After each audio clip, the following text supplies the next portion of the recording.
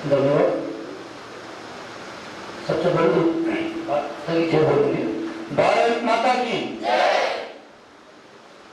मंच पे विराजमान सभी अतिथिगण और सारे एनसीसी कैंडिडेट्स कैडेट्स सौभाग्य विराजमान मानव,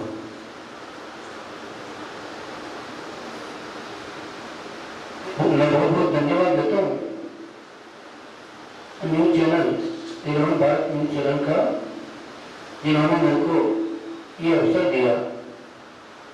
हालांकि इस परिसर में मैं पहली बार ही आया हूँ, इवन पहले ध्यान भी नहीं था। अरे किसी को फोन करके पता किया कि हाँ, हालांकि बड़ौदा में रहते हुए मुझे 15 साल हो गए। Medical Center as a diabetic center, then and I am also practicing in Purva Hospital. As a doctor, मैं आपको स्वास्थ्य के प्रति कुछ क्लू देना चाहूँगा। जैसा कि पूर्व वक्ताओं ने बताया है और बड़ा अच्छा सुंदर उल्लेख किया है, स्वास्थ्य के लिए यदि अपने को स्वस्थ रहना है बच्चों, तो सबसे पहले अपने को योग और प्राणायाम इस चीज पर ध्यान देना चाहिए। अपने को मेंटली और फिजिकली फिट रहना है। अच्छा, हम फिट रहेंगे तभी अपन देश के लिए कुछ कर सकते हैं, खुद के लिए कुछ कर सकते हैं और अपने जो भी लक्ष्य साध रखा है उसके लिए अपन कर्म कर सकते हैं। तो सबसे पहले अपने को स्वस्थ रहना पड़ेगा। तो योग नित्य निरंतर अपने को सुबह उठकर नित्य क्रियाओं से निवृत्त होकर, यदि समय नहीं हो तो 5 से 10 मिनट एटलीस्ट कुछ योग में आपको बताता हूं, वो तो नियमित करें,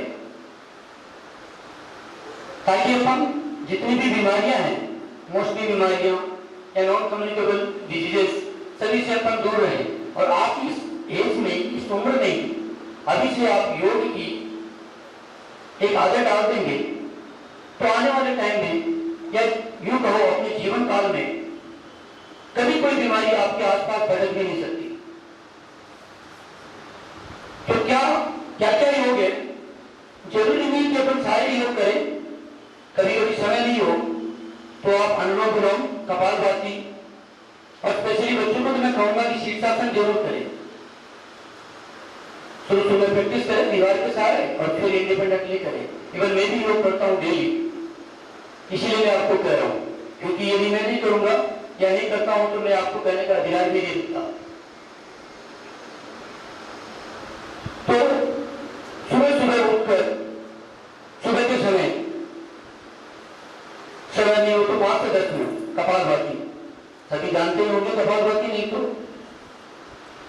मोबाइल रहते ही घरों में, आप व्हाट्सएप पे या यूट्यूब पे देख सकते हैं किस तरह से कपालभाति करते हैं और अनुलोम विलोम किस तरह से करते हैं और शीर्षासन। ये बहुत चीजें तो रेगुलर करना चाहिए ताकि अपन स्वस्थ रहें, फिट रहें, कोई बीमारियां ना हो। क्योंकि आजकल विभिन्न तरह की बीमारियां, नई बीमारियां निकल के आ रही है। आपने देखा होगा पिछले सालों एक महामारी आई थी कोविड-19, बहुत तबाही मचाई थी और न जाने कितनी जाने गई थी। हम लोगों ने उस टाइम जब इस महामारी में इलाज किया था तो बहुत जाने ऐसे, अब हम दिन रात उस टाइम लगे हुए थे, लेकिन फिर भी हमारे सामने नौजवान लोग भी चले गए। बड़ा दुख हुआ उस टाइम। और फिर ये लगा और ये मैंने महसूस किया, पर्टिकुलर मैंने, क्योंकि उस टाइम हम लोग जब कोविड के टाइम 200-300 पेशेंट हम लोग देख रहे थे कोविड मरीज के बीच में बैठकर, सारी सावधानियां बरती, लेकिन ठीक है, किस्मत अच्छी थी तो बच गए। तो उस टाइम लगा कि लोगों में एक तो करेज नहीं है, साहस नहीं है, थोड़े बीमार हुए डरने लगे। देखा होगा बड़ा डर सा माहौल हो गया था कोविड-19 के एरा में, बहुत सारे तो डर से मर गए। ऐसे ऐसे भी हम देखे, जब वार्ड में राउंड लेने जा रहे थे हम लोग, तो कुछ तो डिजीज से सीरियस थे ऑलरेडी, वो तो माना ही था, लेकिन कुछ स्वस्थ थे, आज ठीक है, हमें लगा था छुट्टी कर देंगे, डिस्चार्ज कर देंगे, और देखा तो कल सडन कॉलेज हो गए। तो डर के कारण, तो ये जो डर जो अपने मन में बैठ जाता है, जो आत्मविश्वास, ये कहां से आएगा? ये योग से आएगा, प्राणायाम से आएगा। तो ये तो बच्चों अपने को एक आदत डालनी है योग और प्राणायाम की, ताकि अपन मेंटली फिजिकली स्वस्थ रहे और कोई सी बीमारी अपने को आसपास ही ना आए। और स्वस्थ रहने के लिए योग और प्राणायाम तो वो करना ही है। दूसरी चीज, जैसा कि पूर्व वक्ताओं ने बताया कि नशा से दूर रहना, हालांकि नशे बहुत तरह के, मैं उस बात को ज्यादा विस्तृत नहीं कहूंगा। मैं ये कहूंगा कि जो तामसिक नशे हैं, देखो अपना शरीर का जो ईश्वर ने जो शरीर बनाया, जो पंच तत्वों से जो शरीर बना, इसके 3 गुण होते हैं, सत्वगुण, रजगुण और तमगुण। जो तमगुण होता है वो जो तांत्रिक चीजें होती है, तांत्रिक पदार्थ होते हैं नशे के, जैसे स्मोकिंग हो गया, टोबैको हो गया, एल्कोहल हो गया, ये सारी चीजें इनसे आता है।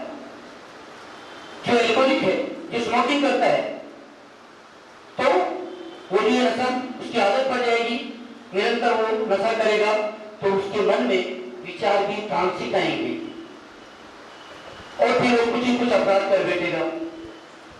तो ये आदत सी हो जाती है। तो ये आदत कहां से बढ़ती? बचपन से, अभी से।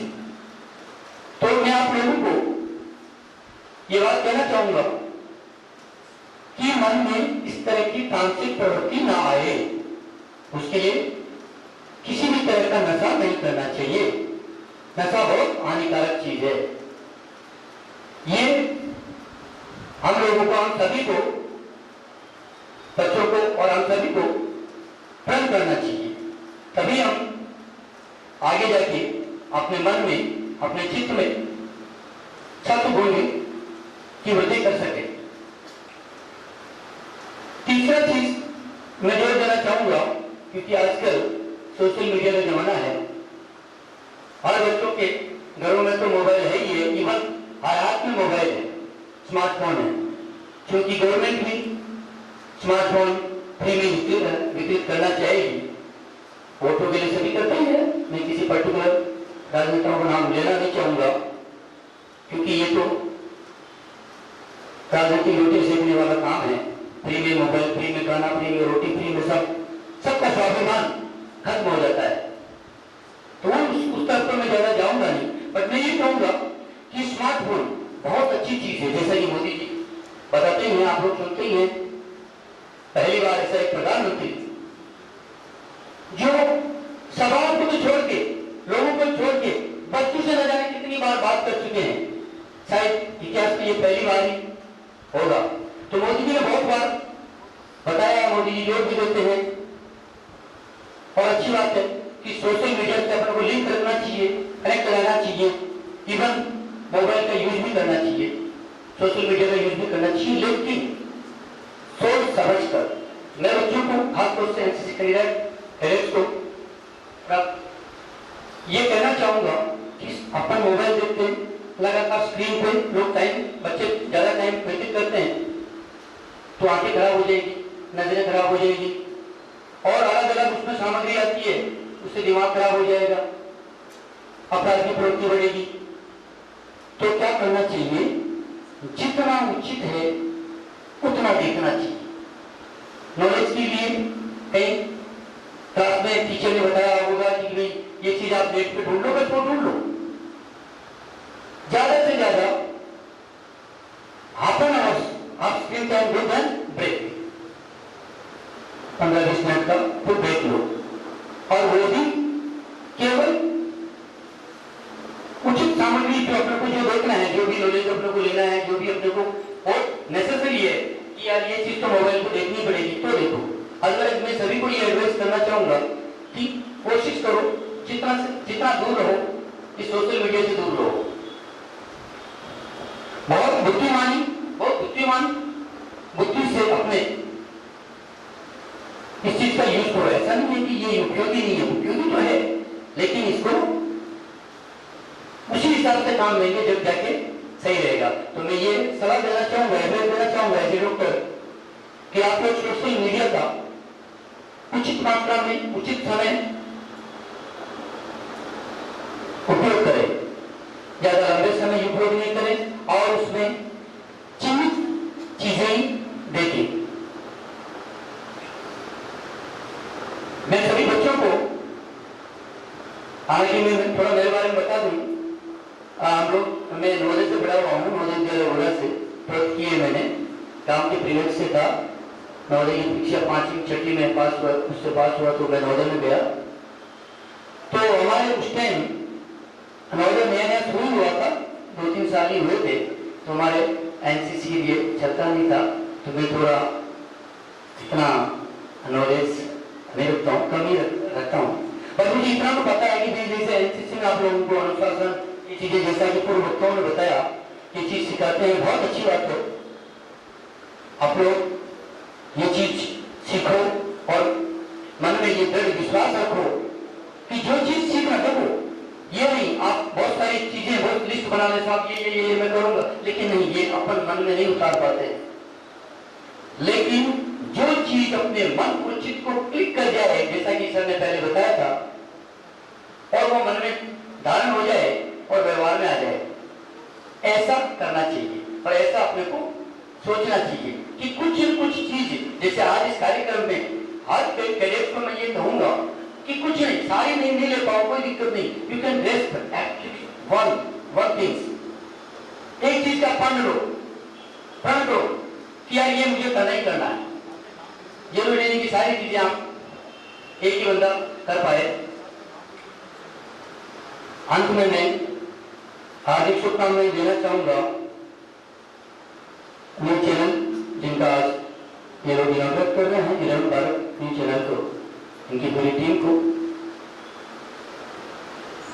और जो हमारे क्लास में एक हमारे टीचर ने कहा, एक लाइन कही थी, मैं दोबारा आप लोगों को सामने कहूंगा, कभी भी कोई भी जो भी आपके मन में ठान रखा हो कि आजकल बड़ा क्रेज है डॉक्टर, इंजीनियर, जो भी आईएएस आईपीएस यदि बनना चाहिए, तो खुद तो एक लाइन अपने दिमाग में रखो बच्चों कि खुद को अगर बुलंद इतना की बंदे खुद आके पूछे कि बोल बंदे तेरी वजह क्या है, मतलब इतना अपने आप को प्रिपेयर कर लो। जैसे किसी को डॉक्टर बनना है तो इतना प्रिपेयर कर लो कि ये जो सारे एग्जाम ये तो यूं दिखेंगे यार ये तो कुछ नहीं है, और एक बार तो ईश्वर ही कह दे कि यार बहुत तेरी क्या इच्छा है, तूने इतनी मेहनत की है, इतना सब कुछ किया है, मतलब आपका सिलेक्शन हो जाए जहां कहीं। तो सबसे पहले तो अपने को स्वस्थ रहना, नियमित योग प्राणायाम करना, नशे से दूर रहना और सोशल मीडिया का उचित मात्रा में उपयोग करना, यही आप आज इसका प्रण लेके जाएं। धन्यवाद। होता या जो वार्ड में इनको पर डे पेशेंट को देखना होता, उसके बीच भी आप बच्चों के लिए टाइम निकाल के आए, इनके लिए बहुत बहुत धन्यवाद। और आदरणीय हमारे पंडित जी साहब बैठे हुए हैं, महाराज जी बैठे हुए हैं, तो महाराज जी से भी मैं निवेदन करूंगा, क्योंकि संस्कार होना जरूरी है और ऋषियों की और संतों की भूमि है भारत भूमि, उसी भारत भूमि को मैं प्रणाम करता हूँ। आदरणीय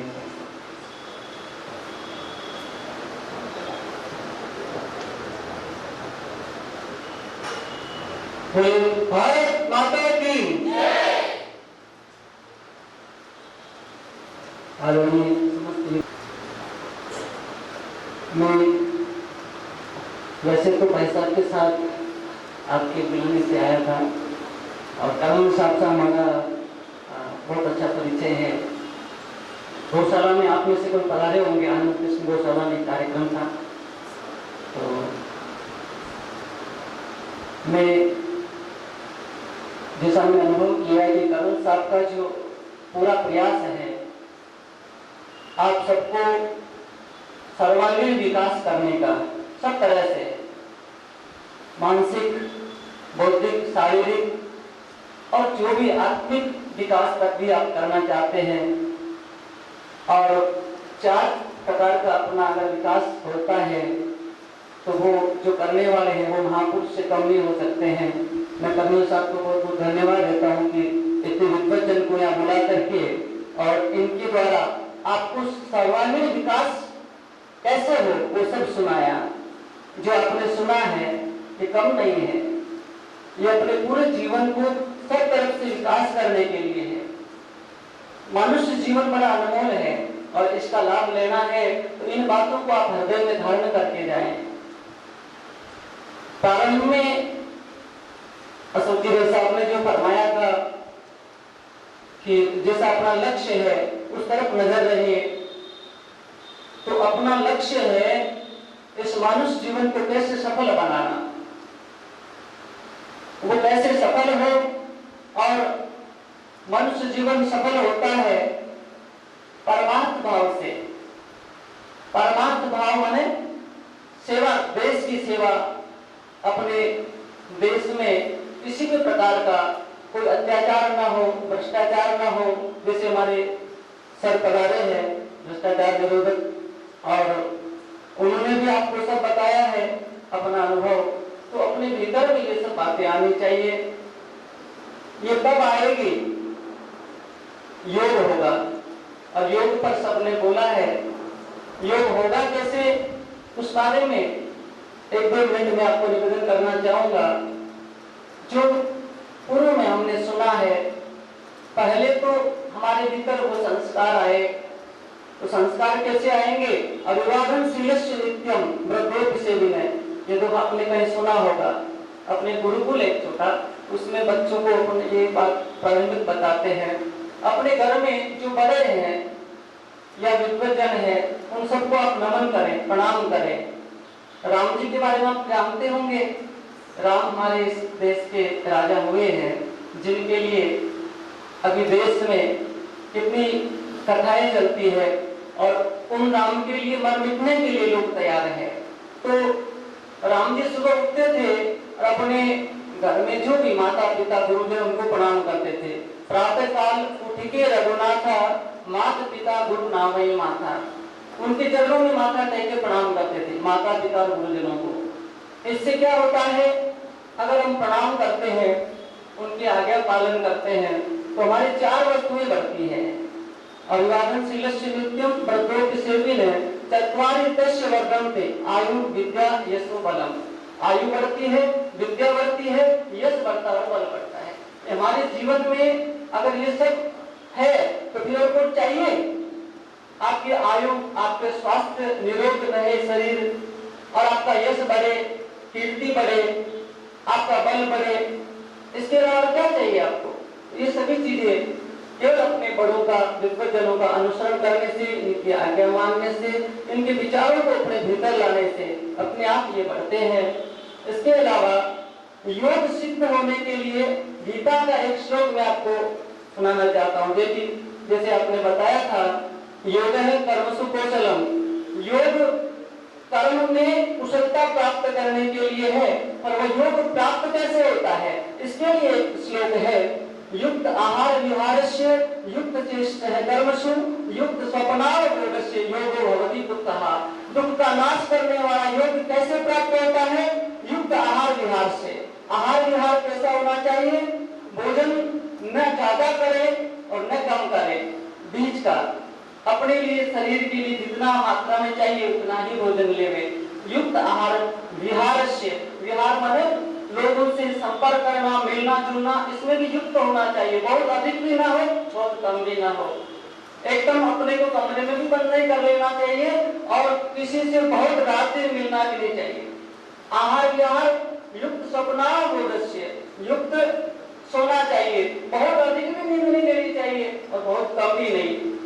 4 भागों में अपने जीवन को बांटा है। 24 घंटे को 6-6 घंटे में 6 घंटे नींद पर्याप्त होती है। वैसे तो एनसीसी कैडेट्स और हमारे कर्नल साहब को तो पता है, वहां तो क्या नींद होती है, रात दिन एक करके और सेवा देश की देते हैं। फिर भी अगर अपना सामान्य जीवन है तो 6 घंटे अपन नींद ले सकते हैं, 6 घंटे अपने मिलने जुलने में, भोजन आदि में ले लें, और 6 घंटा कर्म करें। और 6 घंटे में अपन साधना करें, जो आप अभी कर रहे हो, ये आपकी एक साधना है। इस साधना को करें। 4 भागों में बांटा गया है। आहार कैसा होना चाहिए, इस बारे में हमारे पतंजलि ने ही लिखा है, हितभुक, मितभुक और ऋतभुक। एक तो ऐसा भोजन ले जो हित करने वाला हो, तामसी भोजन न हो, भी आप सभी ने फरमाया है। तामसी भोजन होगा तो वो हित करने वाला नहीं होगा, अपना भला नहीं होगा, उससे शरीर स्वस्थ नहीं रहेगा। हित करने वाला भी है, लेकिन मितभुक थोड़ा लेना चाहिए, ज्यादा नहीं। और ऋतभुक माने सत्य का हो, कमाई अपनी जो हो वो सत्य की हो, असत्य की कमाई ना हो। तो मैं इतना ही निवेदन करना चाहूंगा कि जो आज आपने सुना है, इसके द्वारा आप स्वस्थ रह सकते हैं और इस जीवन का संपूर्ण विकास कर सकते हैं, मानव जीवन का लाभ ले सकते हैं। एक आप सर ने बताया था चिंतन की बात, तो चिंतन से क्या होगा, आपके अंदर प्रश्न उठेंगे, आपके अंदर अनेक प्रकार के प्रश्न उठेंगे, और अगर प्रश्न आपके भीतर उठने लगे तो समझ लेना आपका विकास प्रारंभ हो गया। आप में से इतने विराजे, किसी के मन में कोई प्रश्न उठा है, ये सब सुन करके अगर कोई प्रश्न उठा है तो आप पूछ सकते हैं, और ना उठाए तो आज से आप शुरू करें। चिंतन के द्वारा प्रश्न पैदा होना चाहिए आपके भीतर। हमारे गुजरात से बहुत अच्छे संत पधारे हुए हैं और ऐसा गौशाला में विराजमान है। कल हम गुरुकुल में गए थे, तो वहाँ बच्चों के सामने बैठे और बात करने लगे, तो बच्चों ने खड़े हाथ कर करके और प्रश्न पूछे। वो प्रश्न ऐसे थे कि वो संत गदगद हो गए उनको सुन करके। तो मैं निवेदन करता हूँ, अपने भीतर में प्रश्न पैदा हो, तो आप ऐसा करें, ऐसे प्रश्न उठे जिससे आगे का उस प्रश्न का समाधान हो, फिर आगे का प्रश्न। तो प्रश्न से हमारे जीवन का विकास होगा, क्रमोत्तर आगे बढ़ेंगे। मैं इतना ही निवेदन करूंगा। बोले भारत माता की जय। चाहे जगत गुरु हो, शंकराचार्य जी हो, चाहे व्यासपीठ हो, सभी दूर से, नेपाल का आश्रम, सभी दूर से एक तरह से ज्ञान, क्योंकि अपनी निजी जिंदगी में भी अपने को संस्कार होना जरूरी है। अपने माता पिता बोलते ना, दादा दादी के साथ में बच्चे बच्ची जब जाते थे मंदिर, और आज के जो बच्चे बच्ची युवा जनरेशन मोबाइल खेलती है, गेम खेलती है, चॉकलेट जी, उस समय दादा दादी जी चॉकलेट नहीं खिलाते थे, मंदिर में जाते। तो वो बच्चे आज भी वो बच्चे हैं जो जितने भी अधिकारीगण बैठे, उनके माता पिता ने किस तरह से उनको पढ़ाया, क्या किया, तो आज वो संस्कारवान है, इसलिए आपके पीछे। और आप भी कल बड़े होंगे तो वो सब संस्कार आपके अंदर डेवलप होना जरूरी है। क्योंकि हम हिंदुस्तान, हम भारत की भूमि में रहते हैं, तो इस भूमि को हम प्रणाम करते हैं, जहाँ नदियों को भी माता कहते हैं, जहाँ पत्थर को भी भगवान मानते हैं। विश्व में भारत माता, वर्ल्ड की एक ऐसी कंट्री है भारत, जिसके पीछे माता लगता है, किसी देश के पीछे नहीं लगता। तो भारत माता के लिए क्यों बात, ताली बजाएं। और आदरणीय कर्नल साहब, जो इसके बाद हम ग्राउंड में जो आप जो प्रैक्टिस करोगे, डेमोन्स्ट्रेशन दोगे, उसके पहले कर्नल साहब पहले आप लोगों को एक चीज बताना चाहूंगा कि ये जो अपने कैडेट्स हैं, यूनिफॉर्म में जब आपको यूनिफॉर्म पहनी है तो आपके अंदर एक थोड़ा सा जज्बा आता है कि मैंने ढंग से बैठना है। अब ये जो सामने वाले कैडेट्स हैं, ये इस साल की इन्वॉल्वमेंट है, कोई नीचे झुक रहा है, कोई ऊपर झुक रहा है, कोई बात कर रहा है, कोई अटेंशन नहीं दे रहा, because this is a mark of disrespect to the speaker.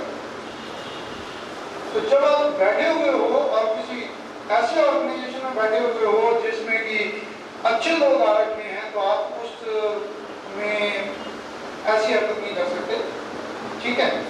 ये क्योंकि मेरे को बैठे बैठे वहां से ऑब्जर्वेशन आ रही थी, तो मैं उसको ज्यादा ध्यान में नहीं, तो वेट लोड लेके नहीं चलना चाहता।